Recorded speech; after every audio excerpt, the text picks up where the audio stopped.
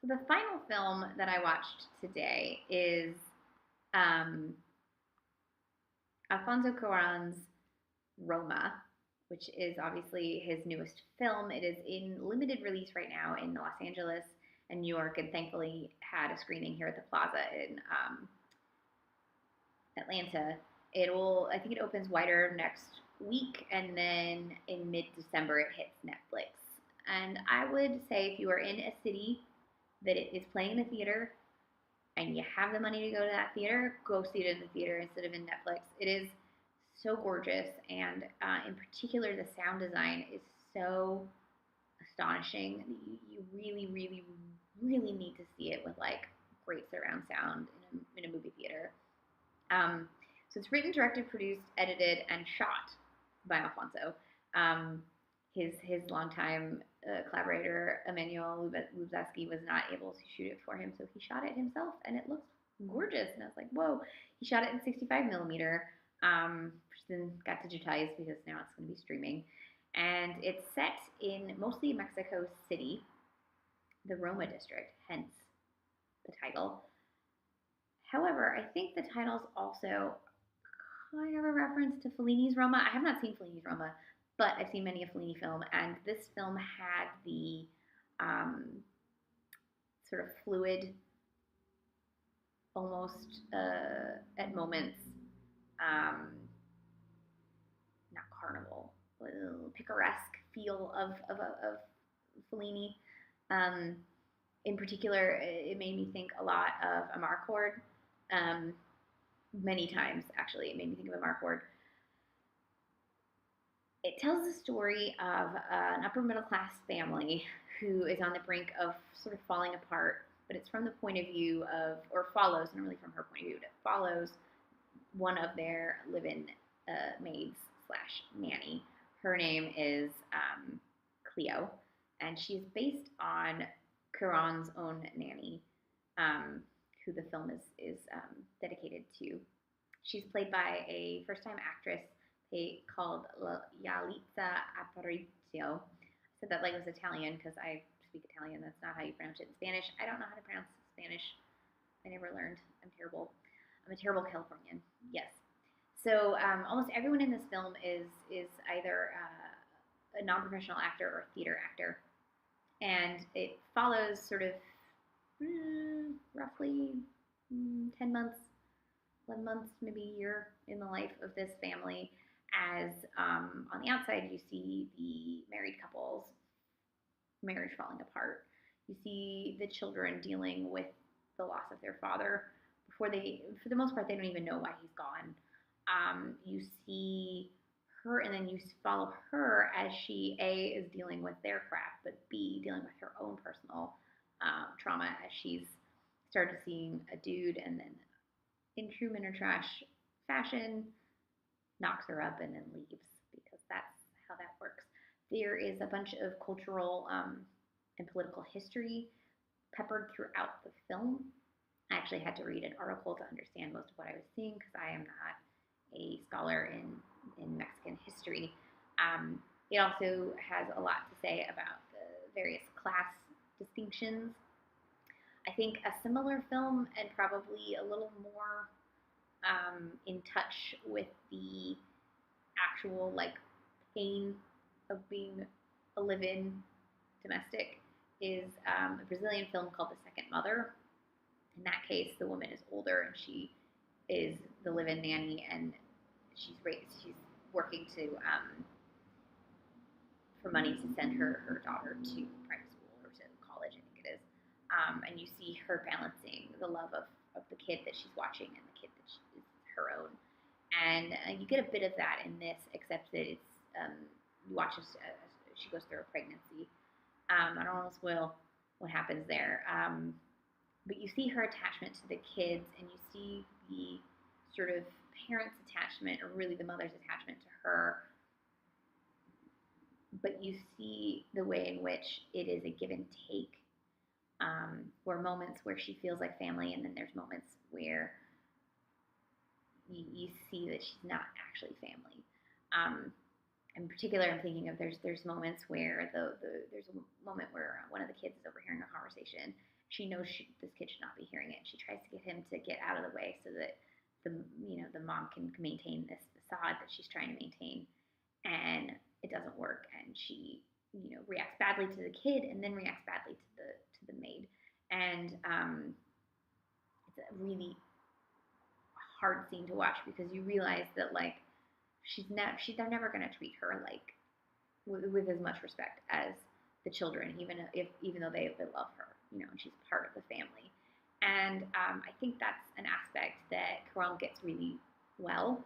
That sort of mixed feeling of this is your family, this is part of your family, but it's not, and how often people of this class structure, there's this weird relationship that's not quite familial, but it's not quite employer either. You see that again when they're in a delivery sequence where they're asking, is a family member there? And she says no. And what's your relationship to this woman employer? So she's not family. That part is interesting. The aspects of the socio-political like rumblings that are happening at this point in Mexican history is really fascinating. There's a sequence with a riot that is gobsmackingly wonderful and terrifying and fantastic and just exquisitely executed. I thought it was a great film. I really liked the performances. I really liked the way it was crafted. I loved how it felt like a Fellini film. I love Fellini. I'm going to stand for Fellini forever. I love filmmakers that attempt the heights of Fellini. I think this is probably his best film since Children of Men. I still think Children of Men is his masterpiece, and I don't know that he's ever going to top that. And I'm still mad that he won the bulk of his, won the Oscar for Gravity. I liked Gravity. Don't get me wrong. Both of these films are better than Gravity. Children of Men is one of the best films ever made in time, period. So I liked this film a lot. I wish it wasn't just streaming. I wish it was going platforming wide. I wish that it was streaming and in 2,000 theaters. I understand the democratization. I can't speak. I understand that Netflix is allowing this film to reach a wider audience and to reach a different socioeconomic audience. But I also wish that there was a way that all of these people could see this movie as it was supposed to be seen, which is in the big screen, glorious and lovely and amazing. I also wanted to mention, there were 3 other things I wanted to mention. One, I already mentioned the sound design, but fuck, such amazing sound design. World building sound design. I don't think enough filmmakers think about the sound of the world when they're crafting their films, and Cuarón very meticulously creates sound stories, and it's sometimes very subtle and sometimes completely blaring and in your face, just like a city, and it's friggin' brilliant. 2, the art direction is fantastic, and not just because they create this beautiful house, but there's a sequence where she's cleaning the dog poop, and I want to know did they use real dog poop? Did they make fake dog poop? I have so many questions about the dog poop. I want that dog poop to win an Oscar because it looked like real dog poop. She should win an Oscar for scooping up the dog poop. Everyone involved in the dog poop scene deserves an Oscar. It was so gross and amazing. 3, there was no nudity with the women, but there was a whole sequence with the guy's schlong just out in the waving around, and I was like, yes, more of this. And not in a sexual way, even though it was in a sexual scene, just in a natural pre or post coitus dick hanging out way. We need more of that. We need the democratization. I can't say that word. God, the quality of nudity. There we go. What else do I have to say about this movie? A lot. It's beautiful aspects of various parts of Mexico. So it's mostly in Roma section of Mexico City, but they also go out to the country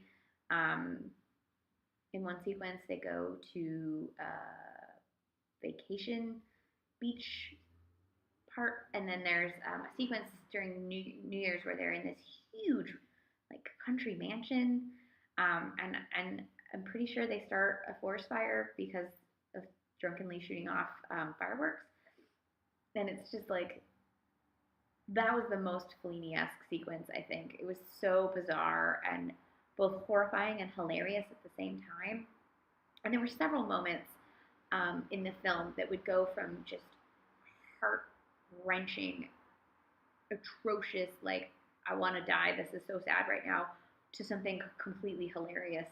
And could have been totally like just disjointed, but it did it in such a perfect transition between the two feelings, two heightened feelings, that it was brilliant.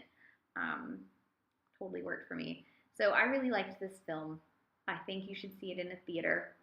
I am not necessarily a proponent of like media must be, I'm not a 35 millimeter, 70 millimeter snob. I'm not like, oh, must see it on film. However, I will always advocate for seeing something in a theater if you have the ability to do that. You should. And this film is so immersive that you need that.